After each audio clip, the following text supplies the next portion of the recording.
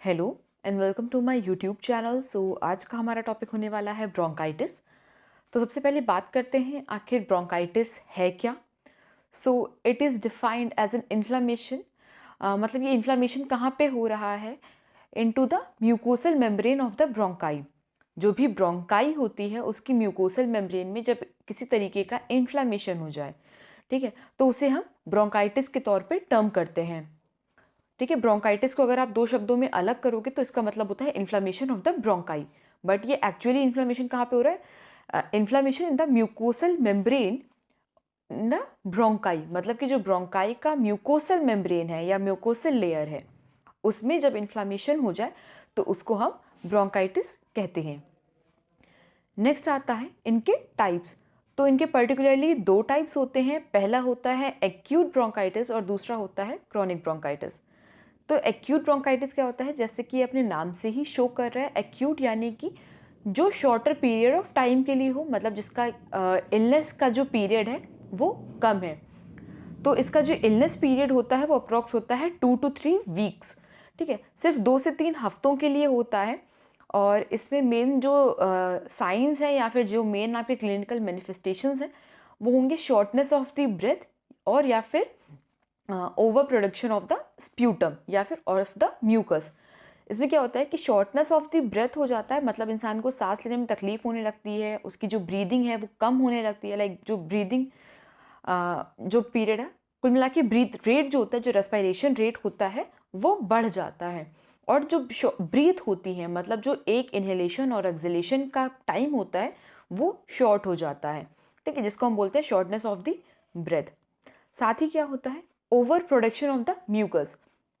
अभी जैसे हमने पढ़ रखा है कि इसमें होता क्या है कि जो म्यूकोसल मेम्ब्रेन है उसी में इन्फ्लामेशन हुआ है। तो म्यूकोसल मेम्ब्रेन में इन्फ्लामेशन की वजह से क्या होता है कि ओवर प्रोडक्शन होने लग जाता है म्यूकस का। ठीक है, उसके बाद नेक्स्ट आता है हमारा क्रॉनिक ब्रोंकाइटिस। क्रॉनिक ब्रोंकाइटिस भी उसी तरीके से है कि जब पीरियड ऑफ इलनेस, जिसको कि हम कह सकते हैं जब पीरियड ऑफ इलनेस जब बहुत हाई हो जाए, मतलब बहुत ज़्यादा लंबे समय तक जाए, जो कि हमारा 3 मंथ्स टू 2 ईयर्स यानी कि 3 महीने से लेके 2 साल तक जब पीरियड ऑफ इलनेस जाता है तो उसको हम बोलते हैं क्रॉनिक ब्रोंकाइटिस। यानी कि एक ऐसी कंडीशन जहाँ पे ब्रोंकाइटिस जो था, जो ब्रोंकाइटिस की कंडीशन थी वो बहुत ज़्यादा लंबे समय तक लास्ट करी, उसका पीरियड ऑफ इलनेस काफ़ी हाई था। ठीक है, तो इसके भी वही साइन एंड सिम्टम्स होते हैं। लेकिन देखो होता क्या है कि अगर कोई भी कंडीशन है जिसको कि आप अर्ली ट्रीट कर लो तो वो बॉडी पे उतने ज़्यादा इफ़ेक्ट्स नहीं डालती कंपैरिजन टू जो लॉन्गर पीरियड ऑफ टाइम के लिए चलते हैं।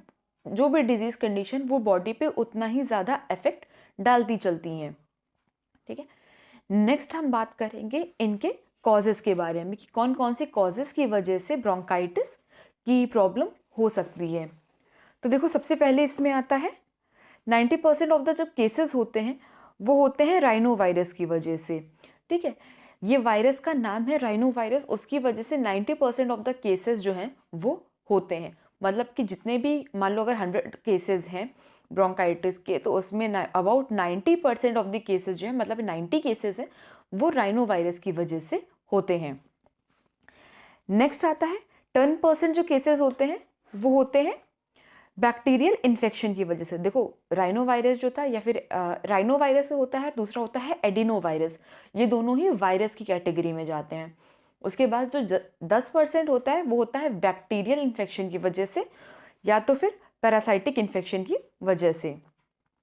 नेक्स्ट आता है ये most of the time common cold की वजह से भी हो सकता है। अगर किसी इंसान को कॉमन कोल्ड हुआ है और उसको प्रॉपरली ट्रीट नहीं किया जाता है तो उसकी वजह से भी ब्रोंकाइटिस की कंडीशन डेवलप हो सकती है। नेक्स्ट आता है अगर मान लो किसी इंसान को पर्टिकुलरली कोई एलर्जी है किसी चीज़ से, जैसे कि डस्ट एलर्जी है या स्मोक एलर्जी है, तो एलर्जीज़ की वजह से भी क्या होता है कि ब्रोंकाइटिस की कंडीशन डेवलप हो सकती है। बट वो क्या होता है, वो कुछ ही देर में जैसे ही आपके पास से एलर्जेंट गया और आपने उसकी प्रॉपर मेडिकेशन ली, वो एज सून एज पॉसिबल वो ठीक हो जाती है। मतलब वो कंडीशन ज़्यादा समय तक लास्ट नहीं होती जो भी पर्टिकुलरली किसी एजेंट की वजह से हुई है, मतलब एक एलर्जेंट की वजह से हुई है वो। नेक्स्ट आता है एयर पोल्यूशन तो वही है कि अगर मान लो एयर पोल्यूशन की वजह से कुछ लोगों में होता है, सब में तो नहीं होता ना, तो अगर किसी मान लो किसी इंसान को उसकी वजह से ज़्यादा इफेक्ट आ रहा है तो उसकी वजह से भी हो सकता है। नेक्स्ट आते हैं इनके क्लिनिकल मैनिफेस्टेशंस, यानी कि इनके साइन एंड सिम्टम्स क्या होंगे।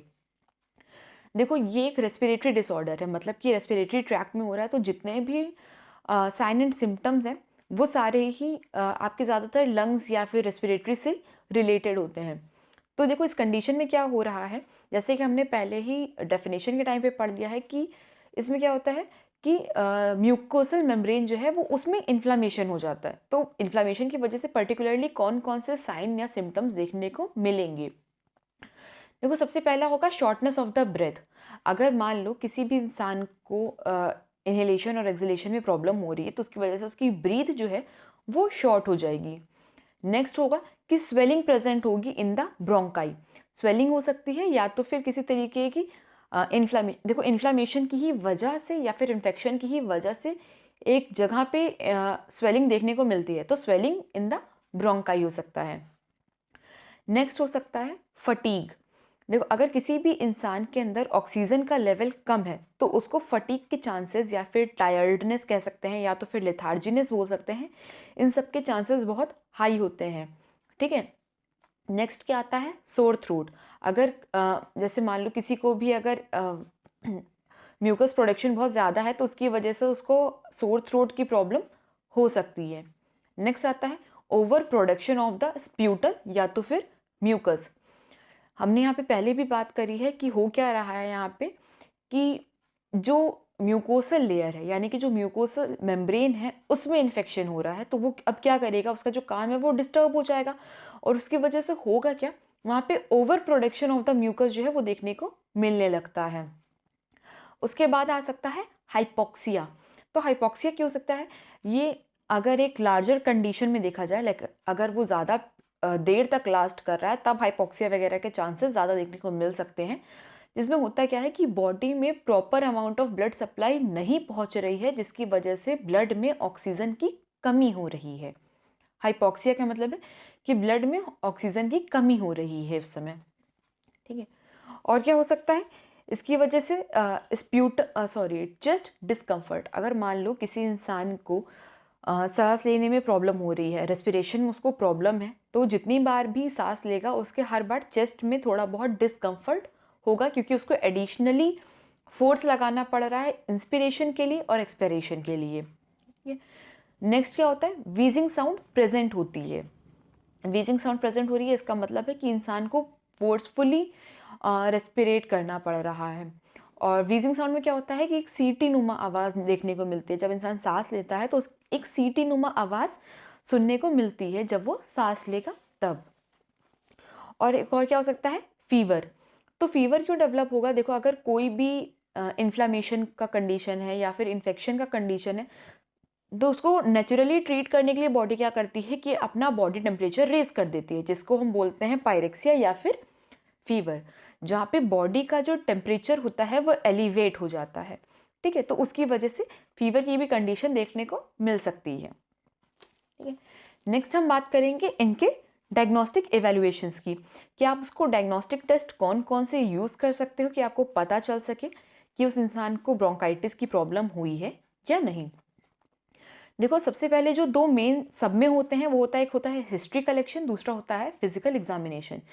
हिस्ट्री कलेक्शन में आप देख सकते हो कि अगर मान लो कि वो किसी ऐसे सोर्स के पास ना पहुंचा हो जिसकी वजह से उसको एलर्जी हुई हो, मतलब एक ऐसे एलर्जेंट के पास ना पहुंचा हो जिसकी वजह से उसकी बॉडी ऐसे रिस्पॉन्स कर रही है, या तो फिर वो बहुत ज़्यादा समय तक मे बी उसको कॉमन कोल्ड हुआ हो उसकी वजह से हुआ हो, तो आपको ये सारी चीज़ें उसके हिस्ट्री कलेक्शन में देखनी है। नेक्स्ट आता है फिजिकल एग्जामिनेशन। तो फिजिकल एग्जामिनेशन में आप क्या करोगे, आप उसके चेस्ट डिस्कम्फर्ट वगैरह देख लोगे। नेक्स्ट आता है वेजिंग साउंड प्रेजेंट है या नहीं ये देखोगे, स्प्यूटम प्रोडक्शन ज़्यादा है कि नहीं, ये सारी चीज़ें देखोगे। उसके बाद क्या आता है ब्लड टेस्ट। तो ब्लड टेस्ट में आप क्या कर सकते हो, सीबीसी कर सकते हो, और दूसरा आता है एबीजी। सीबीसी का फुल फॉर्म हुआ कंप्लीट ब्लड काउंट, जिसमें कि आप डब्ल्यूबीसी का काउंट वगैरह देख सकते हो कि अगर किसी भी तरीके का इन्फेक्शन प्रेजेंट होगा तो डब्ल्यूबीसी काउंट भी हायर होगा, यानी कि डब्ल्यूबीसी काउंट जो है वो एलिवेटेड होगा, वो ज़्यादा होगा। नेक्स्ट आता है एबीजी यानी कि आर्टीरियल ब्लड गैसेस। अगर उसमें ऑक्सीजन की मात्रा कम आ रही है तो आप पता लगा सकते हो कि उस इंसान को हाइपोक्सिया हो रहा है, या तो फिर उसकी बॉडी में पर्टिकुलरली ऑक्सीजन लेवल्स जो हैं वो डिक्रीज्ड हैं। नेक्स्ट क्या आता है, स्पायरोमेट्री एक्सरसाइजेज। देखो, अगर स्पायरोमीटर पे इंसान का जो टेस्ट होता है, स्पायरोमेट्री अगर उसकी प्रॉपर नहीं आ रही है, मतलब वो फोर्सफुली अपना जो भी एयर है वो बाहर दे रहा है, लाइक एक्सपिरेट कर रहा है, और उसके बाद भी जो सारी बॉल्स हैं वो ऊपर को नहीं जा रही हैं, लाइक स्पायरोमेट्री टेस्ट करोगे, अगर वो बॉल सारी ऊपर नहीं जा रही, इसका मतलब उसकी लंग कैपेसिटी इस समय कम है, तो आप इससे भी पता लगा सकते हो। और उसके बाद आता है ब्रोंकोस्कोपी। अगर आपको ये सारी चीज़ें हो सकती हैं, और उसके बाद क्या हो सकता है, ब्रोंकोस्कोपी, जहाँ पे आप एक टाइनी सा एक कैमरा लाइक स्ट्रक्चर होता है जिसको कि इंसर्ट कराया जाता है इनसाइड द बॉडी। यहाँ पे क्या है, यहाँ पे ब्रोंकाई में इंसर्ट कराया जा रहा है, जिससे देखा जाता है कि म्यूकोसल लेयर को कितना ज़्यादा हार्म हुआ है, या वो कितना ज़्यादा इन्फेक्शन उसमें प्रेजेंट है, जिसकी वजह से वो कितना ज़्यादा स्वेल्ड अप हुई है। नेक्स्ट आता है इनकी कॉम्प्लिकेशंस, कि कौन कौन से कॉम्प्लिकेशन हो सकते हैं ब्रोंकाइटिस की वजह से। देखो, सबसे पहला होता है रेस्पिरेटरी फेलियर। अगर मान लो ब्रोंकाई का म्यूकोसल लेयर बहुत ज़्यादा इन्फेक्टेड है, बहुत ज़्यादा इस पर इन्फ्लामेशन है, तो उसकी वजह से रेस्पिरेटरी फेलियर की कंडीशन जो है वो प्रेजेंट हो सकती है। नेक्स्ट आता है निमोनिया, अस्थमा और COPD, मतलब कि क्रॉनिक ऑब्स्ट्रक्टेड पल्मोनरी डिसऑर्डर। ये सारी कंडीशंस देखने को मिल सकती हैं अगर उसको ब्रोंकाइटिस को पर्टिकुलरली ट्रीट नहीं किया गया, उसको प्रॉपर पीरियड में ट्रीट आपने नहीं करा, तो ये सारे कॉम्प्लिकेशंस देखने को मिल सकते हैं। एक और क्या हो सकता है, वो होता है अनकॉन्शियसनेस। अगर मान लो किसी इंसान की बॉडी में ऑक्सीजन लेवल बहुत ही ज़्यादा कम है, तो उसकी वजह से उसको अनकॉन्शियसनेस की स्टेज भी हो सकती है, या फिर उसकी वजह से उसको कोमा भी हो सकता है, अगर बॉडी में ऑक्सीजन लेवल बहुत ही ज़्यादा कम हो जाए तो। नेक्स्ट आता है, आप इसका मेडिकल मैनेजमेंट कैसे कर सकते हो, लाइक आप उसको मेडिसिन की कौन कौन सी मेडिसिन आप दे सकते हो जिसकी वजह से वो जो कंडीशन है वो ठीक होगी। तो देखो, सबसे पहला है एंटीबायोटिक्स। अगर किसी भी तरीके का बैक्टीरियल इन्फेक्शन है तो आप उसको एंटीबायोटिक्स दोगे, अगर वायरल इन्फेक्शन है तो एंटीवायरल्स दोगे। नेक्स्ट आता है एंटीपायरेटिक। अगर फीवर की कंडीशन डेवलप्ड है तो आप उसको एंटीपायरेटिक दोगे ताकि जो बॉडी टेम्परेचर है वो नॉर्मलाइज हो। फिर आता है एंटीटसिव्स, जो कि क्या करेगा, जो भी म्यूकस प्रोडक्शन है उसको थोड़ा सा कम करेगा, और क्या होगा कि वो ब्रोंकस को डायलेट कराने का काम करेगा। नेक्स्ट आता है ब्रोंकोडाइलेटर्स। ब्रोंकोडाइलेटर्स क्या करते हैं कि ब्रोंकोडाइलेटर्स भी वही काम करते हैं, ब्रोंकस को डायलेट करते हैं और जो म्यूकस होता है उसको सॉफ्टन अप करते हैं ताकि इंसान इजीली ब्रीथ कर सके। ठीक है, उसके बाद आता है कौन कौन से आप नर्सिंग मैनेजमेंट उस इंसान को दे सकते हो। देखो, मेडिकल मैनेजमेंट के बाद एज अ नर्स आपका मेन काम क्या है कि आप उसको नर्सिंग मैनेजमेंट दो, क्योंकि आपके हाथों में नहीं है कि आप उसको मेडिकल मैनेजमेंट दो।